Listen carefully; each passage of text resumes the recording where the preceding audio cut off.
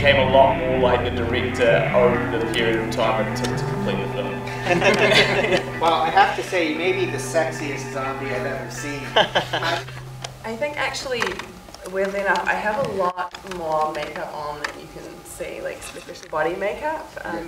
You can't really tell so much in the shooting, but I spent like 5 hours in like full body makeup with like veins and bites and like everything all over me. So I don't know, I think they had that pretty figured out before I went on set, how zombified they wanted me.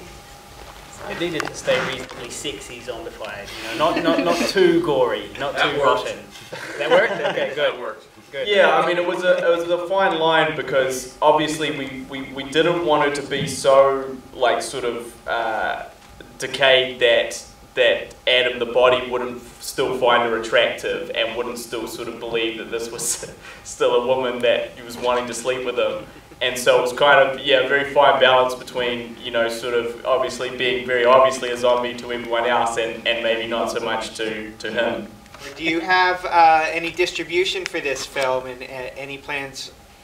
When can other people see the film? We do not have distribution at the moment. We're sort of speaking with distributors and sales agents at the moment, but we sort of haven't got any deals in place currently. Well, hopefully after this screening, a lot more people will hear about it. What were just some of the basic difficulties of getting this film produced? Yeah, well, I think obviously the amount of zombies and sort of just doing the makeup for all of them and then sort of directing them within the scene. I would say that, you know, sort of just dealing with that and trying to, you know, create a sort of on-set environment was tricky. And then I would say also, you know, we had a lot of problems with special effects and special effects sort of going wrong on the day and stuff like that. So I would say, you know, it all comes back to sort of, you know, because it was a very low budget, you know, I think that was really the key thing is when you don't have a big budget and you're trying to, you know, do something with a bit of scope, you're constantly, you know, battling your budget every day.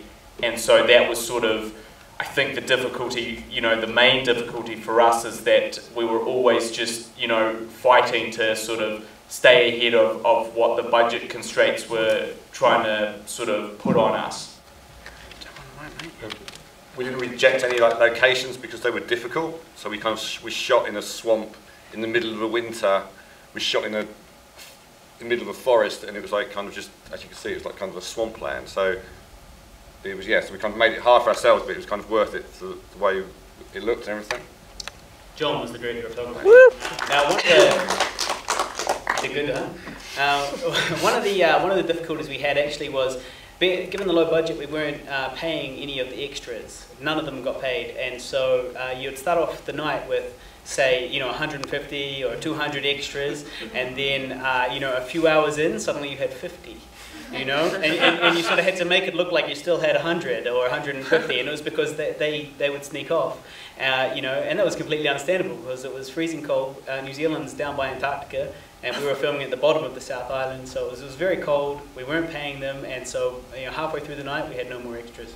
What would happen is about lunchtime they would all disappear, but it just so happened we'd always be shooting up more complicated scenes requiring them after lunch. And so it'd always be, you know, sort of telling the AD, just stop them from going, just do anything, like, can we set up some barriers so they just don't wander off? But yeah, that was very tricky. Well, how did it feel for all of you to see the film with an audience tonight? It was really cool, it was really wonderful.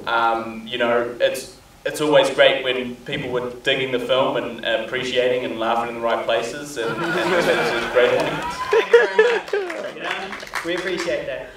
No, it's really cool. It's great to see it up on the screen, isn't it? I think too it was cool because it's all mostly Kiwi humour, and it was cool to see Americans laughing a lot, yeah, which was awesome because we didn't know if it would take that long. Yeah, absolutely. So that was cool.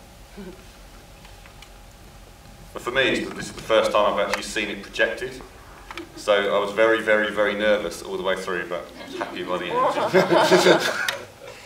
Has it played in New Zealand before? We had a premiere. We had like a...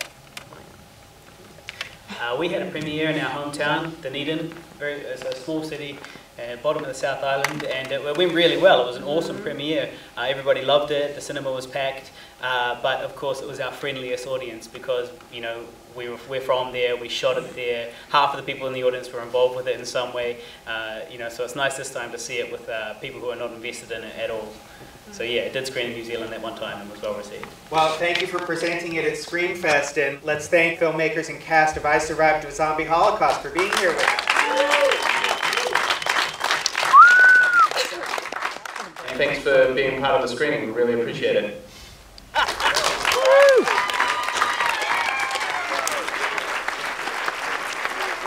Cool. It's us. Join us for a drink.